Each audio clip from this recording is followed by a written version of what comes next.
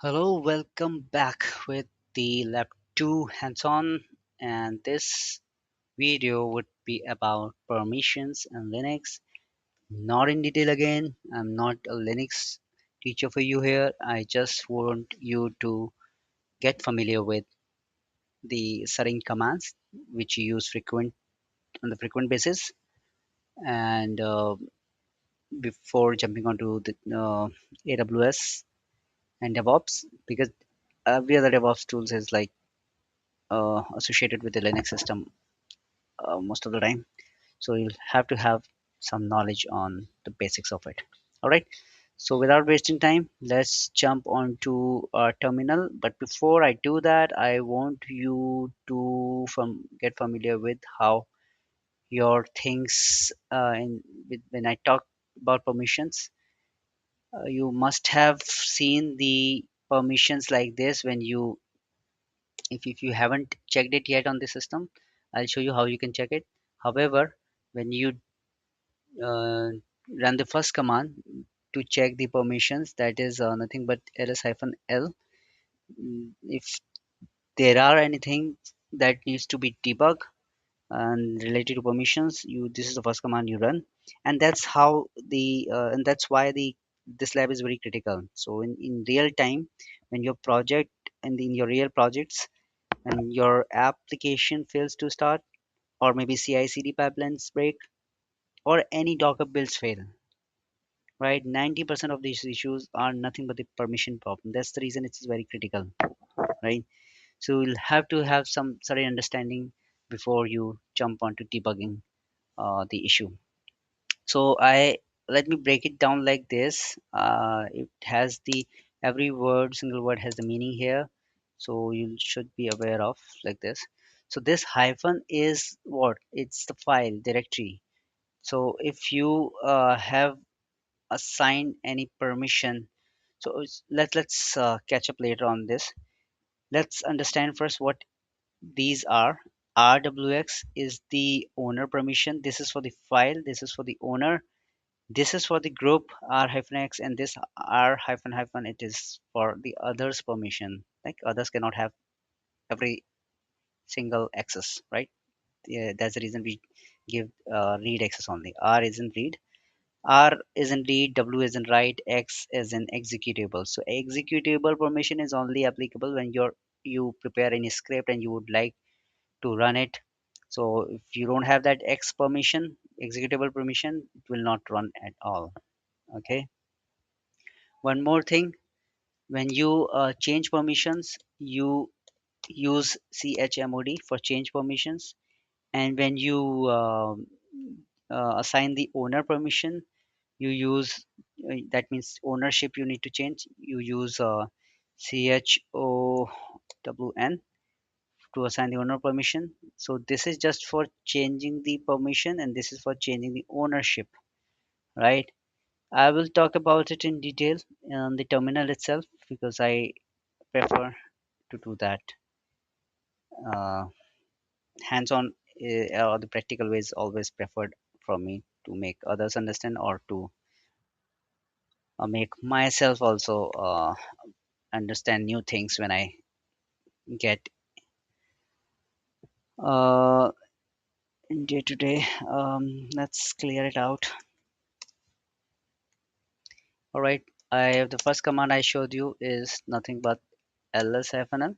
So I have EC2 user, I have index.html, and this has the permission like this. So it has read write permission. I can even read and write. This EC2 is can read and write, but cannot execute because this is not a script. So we did not even give the thought of giving the executable permission. Well, that's fine.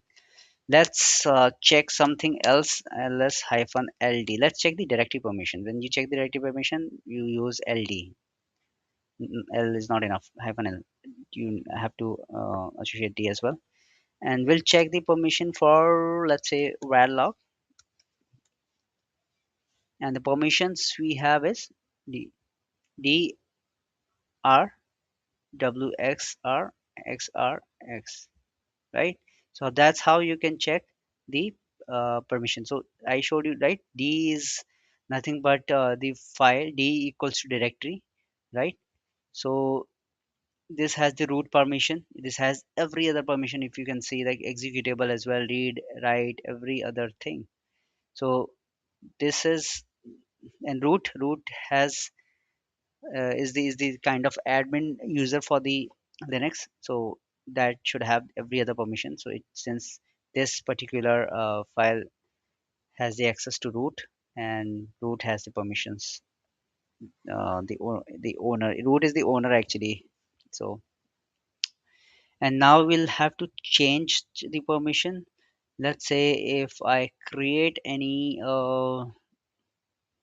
let's say I'll create like this, touch, I'll create a script with demo.sh.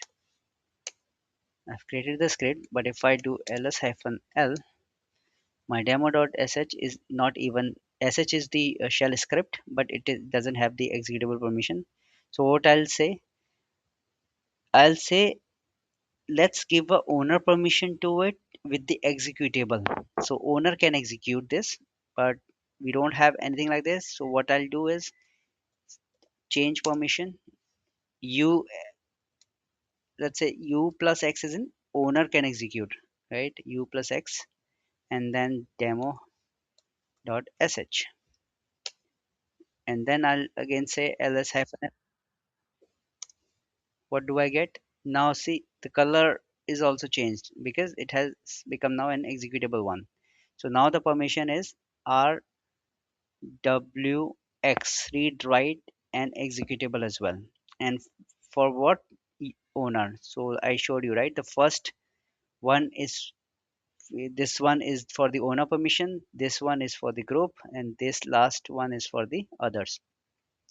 So this one has the permission, owner can only execute this. And let's say I say there's a group who can write. So what I'll do is, instead of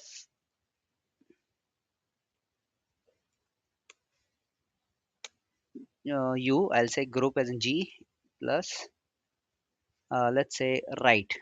Okay. Now if I do ls hyphen l, what I've got, I have got write permission as well for the group. See, right? Now I would like to avoid others can even read it.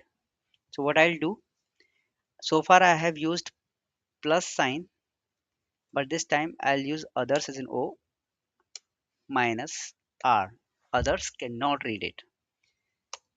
So if I do ls hyphen l, now this permission is like this. So we don't even have R for others. So that's how you assign the permissions, change the permission. However, you should be aware of like the numeric mode of it. Sometimes we don't assign permissions like this. Sometimes we use numeric digits like 755 644. You should be aware of. So your 4 is for let me write it here for you.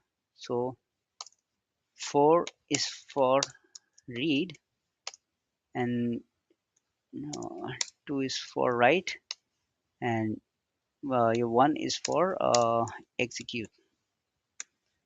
All right.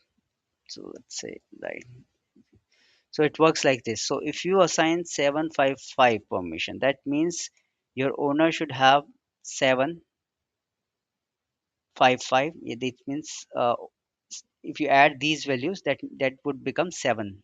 So 755 permission means owner would have the permission, every other permission, read, write, and executable, read, write, and executable. And then you would have 5 as in read and executable, right? And then 5 again, read and executable. So that's how you assign the permissions. And so it would become an executable script, demo hyphen ch executable uh, demo. If I talk on the terminal itself, it would become like this. So let's give it a try. um, Instead of using these characters, let's use numeric values. So far you have this permission, others cannot even read it. I am assigning this permission 755, and it has now become this, right? So your 5 is rx, r hyphen x, and 5 is again r hyphen x, rx, and rws is your what?